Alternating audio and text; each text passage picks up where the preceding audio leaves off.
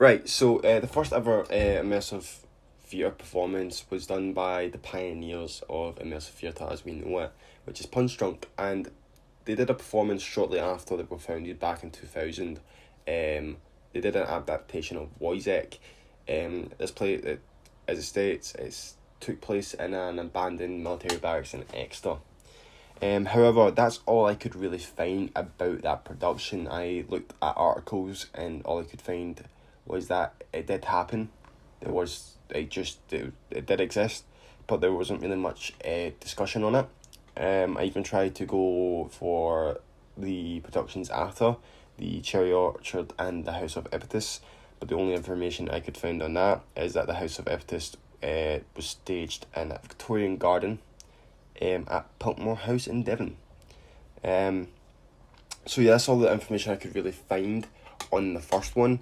But I felt kind of bad, and I didn't want to just kind of turn up with nothing. So I decided just to talk about the Firebird Ball, as that's the first credited sort of performance on their main page. So basically, the Firebird Ball, it was performed at the Awfully Works in London, which was a disused factory. And if you don't know what the Firebird Ball is, it's a combination of the Firebird and Romeo and Juliet. So they had obviously they used all the different rooms as they usually do, and kind of showed this entire love story.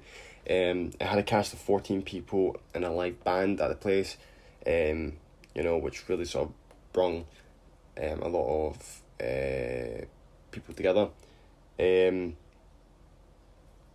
kind of, was the first kind of major stage to immerse the audience. It was directed by Felix Barrett and Maxine Doyle. Maxine Doyle was also the choreographer, and the designer was Felix Barrett also.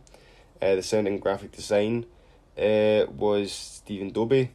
The lighting and technical director was Ewan Maybank. Costume design was Joe Pereira and James Randall, and the creative and production consultant was Colin Nightingale. That's the entire sort of team behind helping everyone out. The entire team behind it, essentially. And it also won the Observer's Review of the Year award back in 2005. So that's basically all the main productions I could find, or like the first productions based on Punch Drunk. I will also mention this because it just popped up. The Mystery of Edwin Drood is also one of the ones credited as being the first major immersive theatre experiences, due to the fact that the audience could pick an ending depending on who they believed killed Edwin Drood. Spoilers.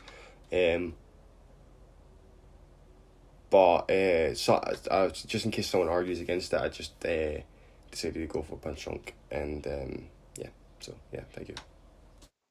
Hello, my name is Daniel Morrison, and I'm here to talk about the history of immersive theatre.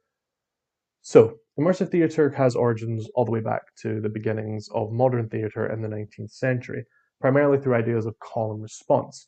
This was something primarily prevalent in musical acts, in which the leader would call out to the audience and they would give preordained responses. This was done to add something of a participatory element to pieces. However, as the years would go on and ideas around immersive theatre would continue to grow, it would take many different forms, such as things like haunted houses or even murder mysteries. Tying into murder mysteries, I found an example of a musical called The Mystery of Edwin Drood, which came out in 1985 and was based on an unfinished Charles Dickens novel. In the musical's third act, the audience would be tasked of choosing one of 7 people who may or may not have murdered the main character, or the titular character, which could lead to 7 different endings. This was primarily done as the novel it was based on was unfinished. However, it also then creates this open-ended musical in which going to see it multiple times could yield many different results, which is arguably a much more interesting idea than if they had just decided on a singular killer and just ran with that. Immersive theatre is a performance form emphasising the importance of space and design, focusing on personal, individual audience experiences. This form has emerged over the past 2 decades as a major moment in performance, and it finds itself today within a mainstream moment. Immersive theatre differentiates itself from traditional theatre by removing the stage, immersing and furthermore indulging the audience within the performance space itself and the overall environment. What can an audience expect when attending an immersive theatre performance? There is aspects of participatory theatre which can contain a physical and sensory experience. The audience can take part within the performance, e.g. holding props or sitting within a scene, as the audience actually take on a role within the performance, indulging them further into the experience. I think audiences should attend immersive theatre, as the audience are given the opportunity to engage with the performance and interact with the performers themselves, and it gives them more of an insight within the performance, and it's something different to traditional theatre. Also gives the audience a way to explore the theatrical space, participate in narratives and immerse themselves into a new world. In 2012, the National Theatre performed a version of The Curious Incident of the Dog in the Night-Time, a story about a young boy with autism struggling with the death of his dog and him travelling out of his comfort zone to find answers. This version of the play was praised for its use of sensory images and sounds to portray what the world can be like for someone on the spectrum.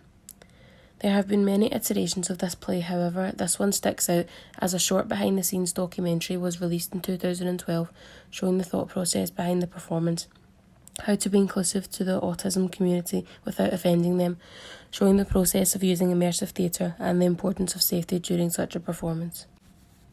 In this video, director Marianne Elliott can be seen urging the safety of the actors, saying, "The concentration's a little bit dissipated, which means that we might get to an injury." The use of immersive theatre in this performance is continuous and the use of levels happens a lot, so it is very important that the actors are comfortable.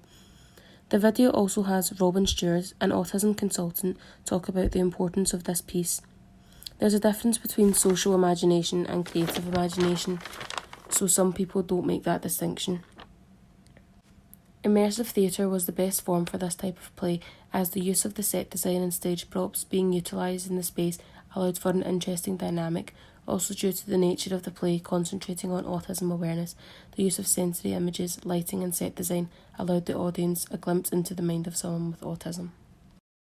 Looking further upon the last slide, I've decided to look at an example of immersive theatre, specifically designed to be experienced digitally.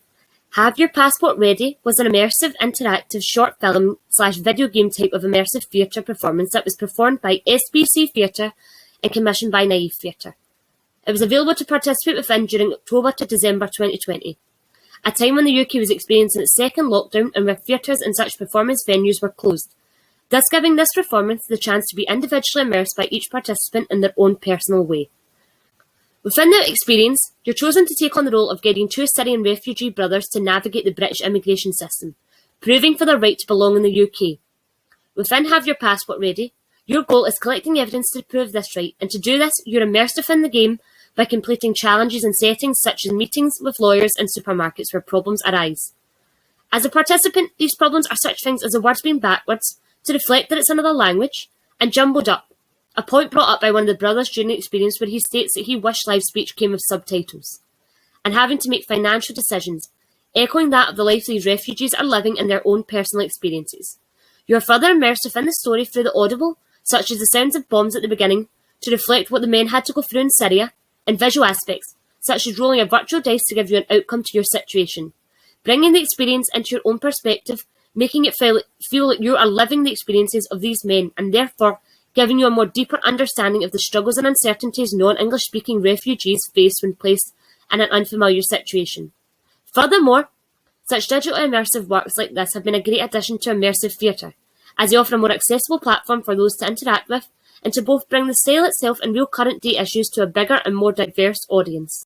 Immersive theatre has bounced back in a big way.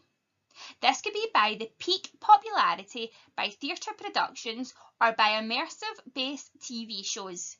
My favourite, the Peaky Blinders. Whatever way, there seems to be a growing profile of people that are willing to attend immersive theatre shows. A few that I would recommend to see in the year 2022 are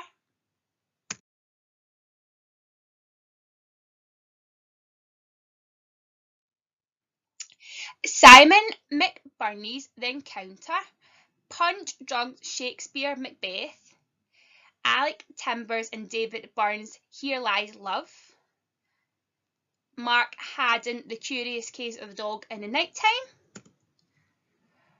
Lewis Carroll's Then She Fell, Jeff Wayne's The War of the Worlds, and Lewis Hartshorne and Brian Hook. Why is immersive theatre popular in 2022?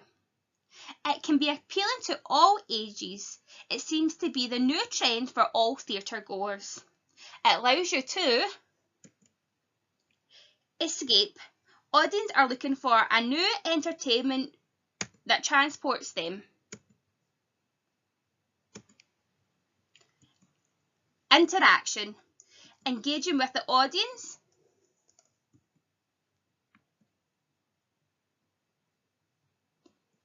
Imagination. Transporting the audience to a new and alternate reality. Excited. Making an impact, overstimulating and making the audience want more. And exploring. Discovering new exciting things and expect the unexpected.